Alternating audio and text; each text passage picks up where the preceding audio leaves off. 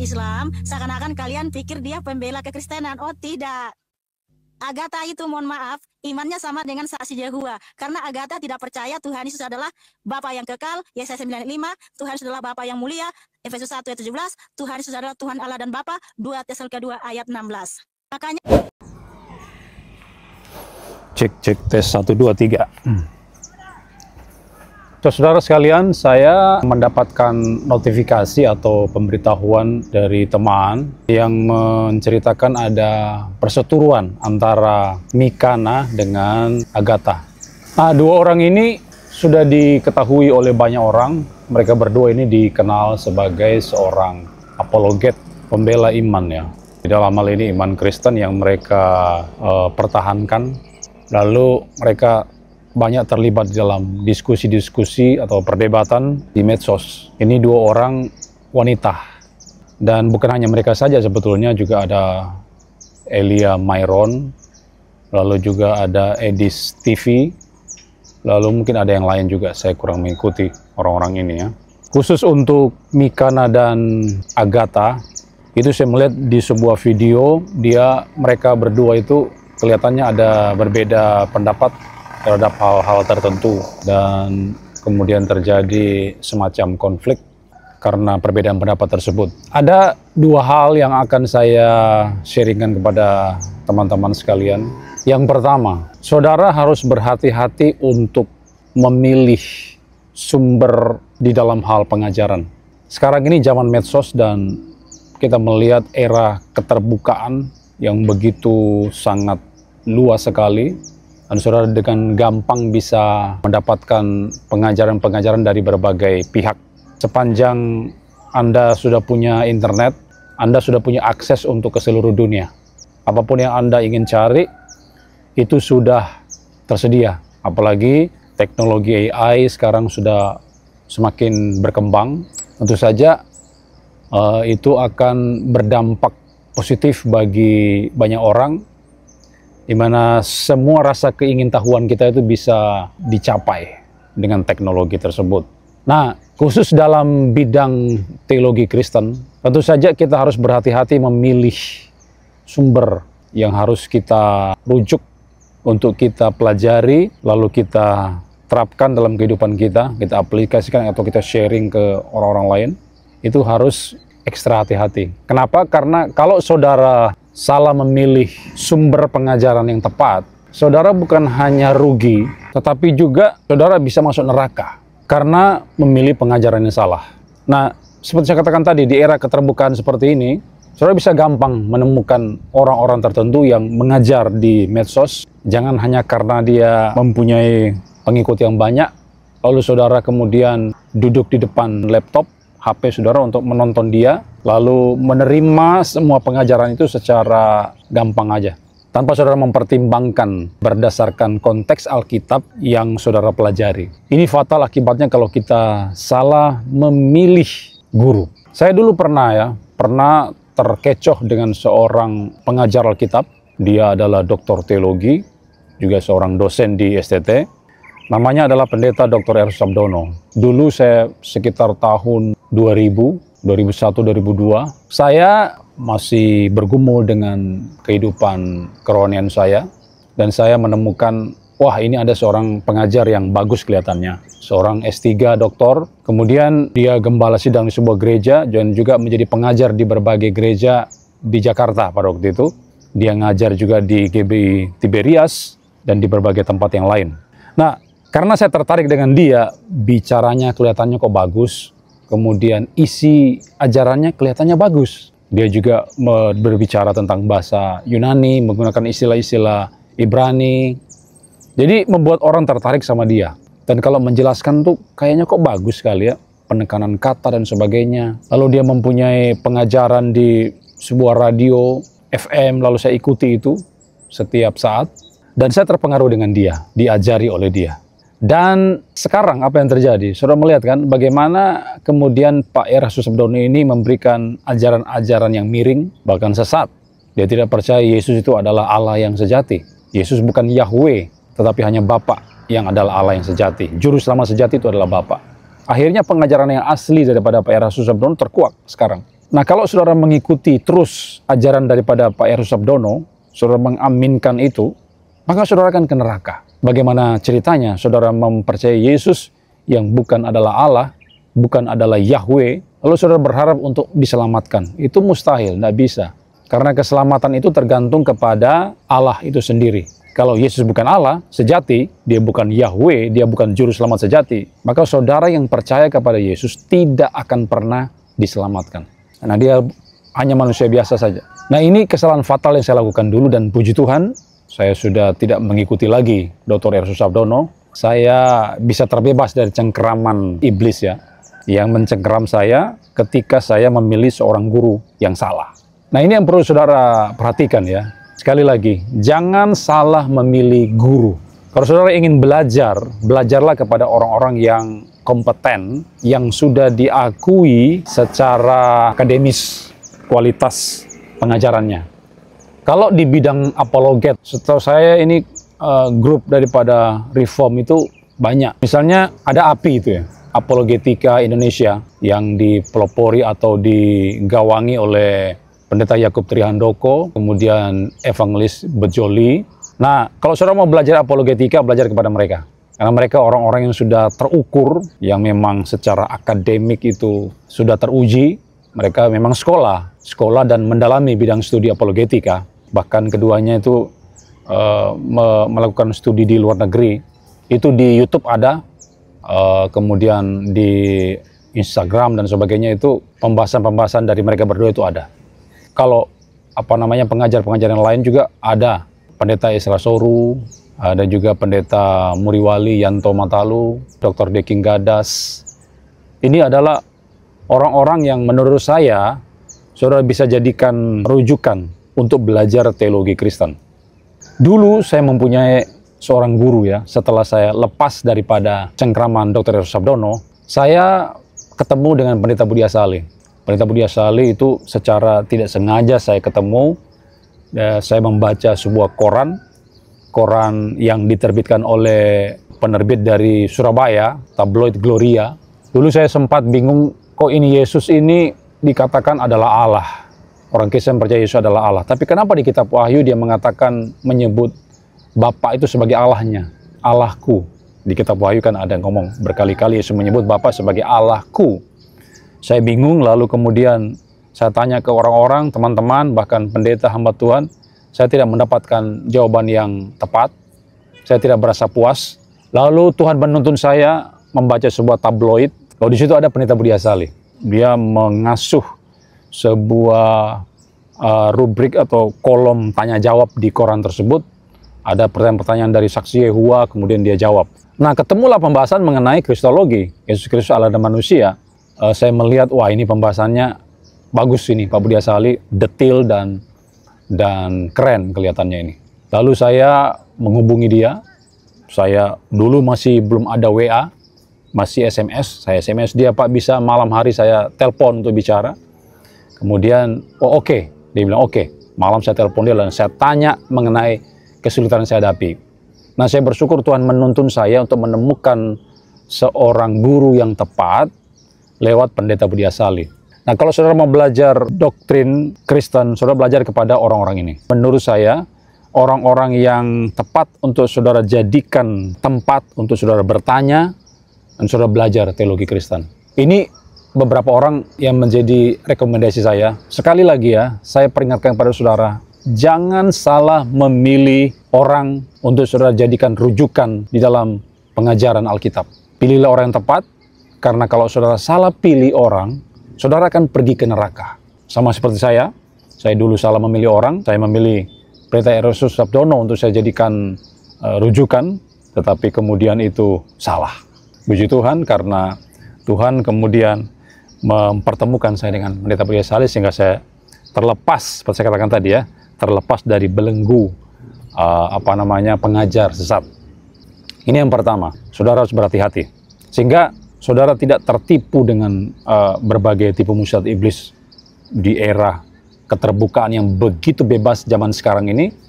Harus berhati-hati. Oke, ada channel-channel YouTube yang saudara bisa pelajari dari orang-orang yang saya sebutkan tadi ya.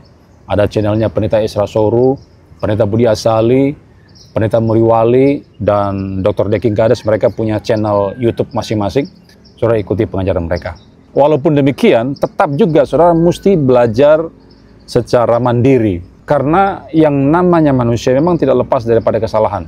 Jadi saudara bisa belajar kepada orang-orang yang kompeten, tapi juga saudara harus menganalisa, punya kemampuan untuk menganalisa secara pribadi. Itu sebab saudara mesti berdoa dulu. Sebelum saudara belajar Alkitab, saudara harus berdoa dulu, mohon pimpinan Tuhan, Roh Kudus memimpin saudara, sehingga saudara bisa memahami Alkitab dengan baik dan benar. Itu yang pertama. Berhati-hati dalam memilih sumber untuk saudara jadikan rujukan di dalam pengajaran Kristen. Nah, ini adalah peringatan bagi orang-orang Kristen ya. Yang kedua, terkait dengan apologetika, ini adalah bidang studi yang menarik dan juga memang sebuah keharusan saya kira ya, apalagi di zaman sekarang ini, orang Kristen memang harus terlibat dalam apologetika. Pembelaan iman, kita mempertahankan ajaran yang murni dari dalam Alkitab untuk menghadapi serangan-serangan dari luar. Ini sekarang bidat-bidat kan banyak sekali nih di Indonesia ini. Bukan hanya Pendeta Eros Sabdono yang juga terang-terangan menyatakan menolak kehilangan Yesus, dan dia sudah ngajar, dia punya sebuah kampus sekolah tinggi teologi, dia ketua di sana. Wah, ini sangat berbahaya sekali. Di samping dia juga ada pengajar-pengajar sesat lain seperti Dr. Joshua Tewu, belum lagi orang-orang yang bergerak di TikTok, di Instagram dan sebagainya, itu waduh melimpah ruah pengajar sesat ya. Ada juga yang orang yang bernama Pendeta Henry Tan, itu juga sesat, itu bidat dia dan sebagainya. Jadi mau tidak mau saudara harus memperlengkapi diri saudara dengan teologi Kristen yang benar, supaya saudara bisa bertahan di tengah gempuran berbagai macam ajaran yang sesat itu. Dan kita memang harus bisa berapologetika, karena itu adalah amanat dalam 1 Petrus pasal 3 ayat 15. Nah, bagi saudara yang ingin terjun atau terlibat di dalam bidang apologetika, saudara harus perhatikan satu hal dulu, yaitu Anda harus selesai dulu untuk doktrin-doktrin pengajaran yang esensial di dalam kekristenan. Ajaran yang fundamental, yang utama, itu saudara harus kuasai dulu sebelum saudara masuk di dalam apologetika. Sebelum saudara terjun di dalam bidang studi ini. Ajaran-ajaran yang primer itu apa? Allah Tritunggal misalnya. Saudara harus paham betul bagaimana Alkitab berbicara tentang Allah Tritunggal. Ini juga yang banyak sekali diserang oleh orang-orang. Kita percaya Allah itu satu, esa, tetapi punya kejamakan tertentu. Dan dalam hal ini yang jamak itu adalah pribadinya. Jadi kita percaya pada satu hakikat Allah, tetapi di dalam tiga pribadi. Bagaimana penjabarannya, saudara mesti kuasai ini. Yang kedua, saudara harus juga kuasai tentang kristologi. Doktrin tentang Yesus Kristus, bahwa Yesus itu bukan hanya sekedar manusia biasa, seperti klaim daripada Eros Sabdono, tapi dia juga adalah Allah. Jadi Allah dan manusia sejati ada di dalam satu pribadi yang bernama Yesus Kristus. Bagaimana penjabarannya lebih lanjut, saudara mesti kuasai juga. Kemudian saudara juga harus menguasai doktrin soteriologi misalnya, doktrin keselamatan. Keselamatan itu hanya oleh iman kepada Tuhan Yesus Kristus. Ini basicnya seperti itu ya. Bagaimana penjabaran lebih lanjut, saudara juga harus kuasai itu.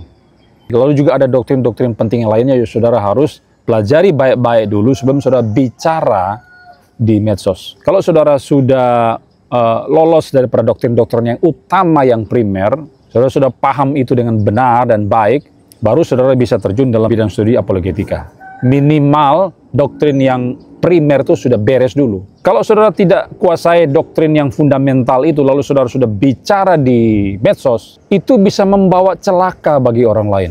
Saudara bisa melakukan penipuan teologi di sana. Dan itu berbahaya bagi jemaat awam. Kalau saudara menjadi seorang yang sudah terkenal, sudah punya pengikut banyak, orang bisa banyak nonton medsos saudara, tapi saudara ngajar salah, nah itu berbahaya bagi jemaat awam. Saudara punya andil untuk membawa mereka ke neraka.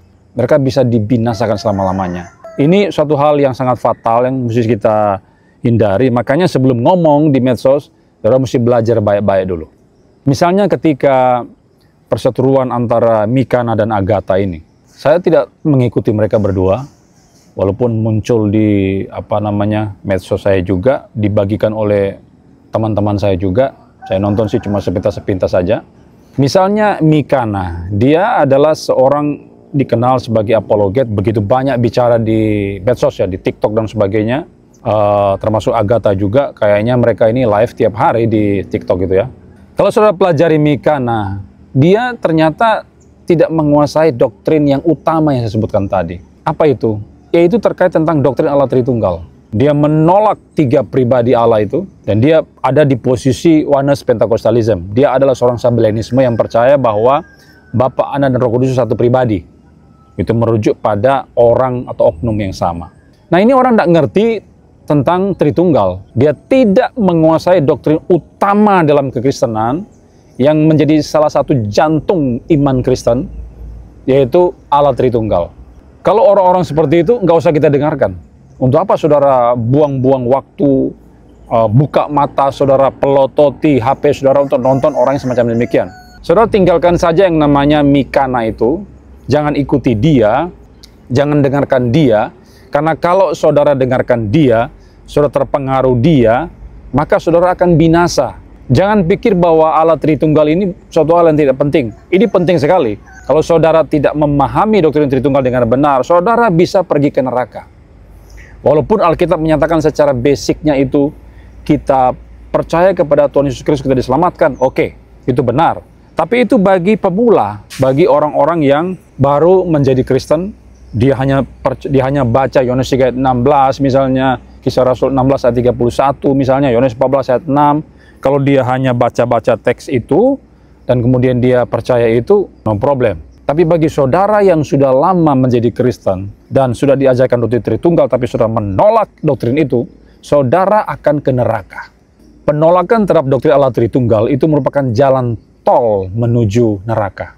Sehingga saudara jangan sembarang memilih orang, dan khusus mengenai Mikana ini, saya anjurkan saudara untuk stop, dengarkan dia, tinggalkan dia.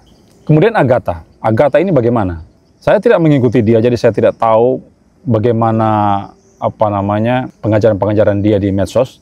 Tetapi saya pernah 1 kali menonton dia ketika lewat di beranda YouTube saya. Dia sedang diwawancara oleh seseorang, dan ketika bicara tentang keselamatan, rupanya Ibu Agatha ini memasukkan hal-hal yang lain di luar iman kepada Tuhan Yesus Kristus agar supaya manusia bisa diselamatkan. Nah, waktu saya dengarkan itu, wah, saya langsung bisa menilai Ibu Agatha ini bahwa dia belum memahami Alkitab dengan benar. Kenapa? Karena soteriologi, doktrin keselamatan ini salah satu pilar utama di dalam iman Kristen. Seperti saya katakan tadi ya, ini fundamental. Kalau saudara menambah sesuatu di luar iman kepada Tuhan Yesus Kristus, saudara akan ke neraka. Itu sebab Paulus mengutuk dengan begitu keras pengajar-pengajar palsu di Galatia.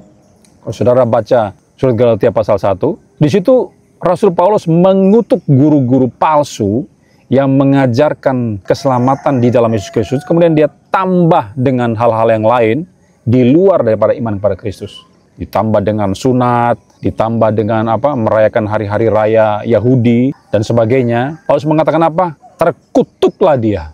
Walaupun kami atau seorang malaikat dari surga memberitakan ajaran yang lain di luar Injil yang diberitakan oleh Rasul Paulus, mereka adalah orang yang terkutuk.